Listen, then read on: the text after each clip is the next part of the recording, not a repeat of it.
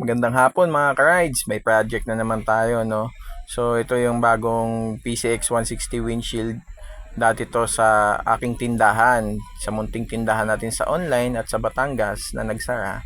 So yan ay na-return to unit sa akin. So hindi tayo nabayadan ng online platform dyan na nakadamage niyan, which is yung courier yata, hindi natin alam. So, yan ang nangyari. Hindi na tayo na-reimburse. Ang ginawa ko na lang, dahil tinatago ko nga yan dyan, ginawa ko, kinabit ko siya sa Dink R150. Binutasan natin ng 4 na butas na same sa sukat nung stock. Mas mataas to kaysa sa stock natin na windshield. Kaya mas maganda yung airflow nito. At sayang kasi kung itatapon natin.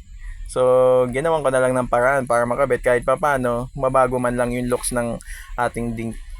So, pinutol ko yung left side na natitira niyan. Then, the same time, nakita ko din na bumili din ako na, may nakita din kasi ako sa 10th Avenue na bracket para doon sa side mirror. So, kinabit ko siya, pininturahan ko siya ng black. Yung pagka-black niya kasi is ordinary black. So, ginawa ko siya na black na matingkad. Then the same time, kinabit ko yung ating pang big bike style na side mirror. Kaya wala, yan na yung kinalabasan. So, mabang pasensya lang talaga sa pagsusukat at pagkakabit. At nakita nyo naman, napakaganda ng kinalabasan yan.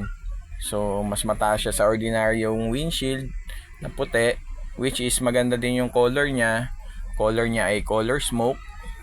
In the same time, may bagong looks ka pa sa ating Dink R150. Nagkabit din tayo ng center stand na pang tawag dyan, para hindi masyadong, kasi pag sa side stand, pagka minsan, lalo na sa mga bagong unit, ng kusang tumutumba, kaya nagkabit tayo ng side stand. Tapos sa center stand naman, kabit din tayo ng pan-design. So, yan, nakita nyo naman, maganda yung pagka-flow. Naglagay din tayo sa tire natin, no, ng lock. So, naglagay din tayo dito sa may natin, side, para yan sa may tapunan ng langis kapag galing dyan sa may inyong intake, dito sa may flow, basta yun na yun. So nagkabit tayo ng ng bagong cover din dun sa ating gauge, dahil yung gauge natin ay minsan may mga pusa kasing nakapatong dyan kaya ang dami na din gas. So nagkabit din tayo ng cover dyan, no, para kahit papano maproteksyonan yung ating unit. The same time, nagkabit din tayo ng mga decals. Yan yung decals natin. Nakita nyo yung mga decals natin. Carbon decals. Yan. Tapos anti-scratch decals. Kasi ang hilig talaga ng pusa dyan matulog. So pinapogi natin ng kaunti. So simula pati yung palong. So nagkabit din tayo ng grip, handle grip. So yung handle grip na yan sa left side, napakadaling baklasin, pero sa right side kung saan yung silinyador, napakahirap. Kaya hindi ko siya recommended sa inyo kung magpapalit kayo. Huwag kayong hindi ko recommend sa inyo.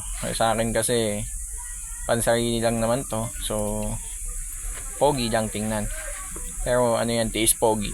So yun, natapos na lahat. May decals din tayong kinabit sa left side and right side na kulay pula, no, na Kimco. So yan, titingnan na natin yung ating finished product. Yan, nakabit na natin lahat ng decals, simula sa center hanggang sa front, hanggang sa likod, hanggang sa tambutso. May mga decals na yan. Hindi yan basta-basta angat, kasi yung iba dyan ay heavy duty tape kasi yung gamit. So pag binili mo, kasama naman na yun. So yan ang ating ang ating finished product. So hanggang dito na lang pag may mga update tayo sa mga bagong kabit at bagong gagawin sa motor, no, i-upload natin yan agad-agad. Kaya salamat sa pagtakilik ninyo sa akin at salamat sa pag-inyong subscribe. Have a nice day. Goodbye. Ride safe.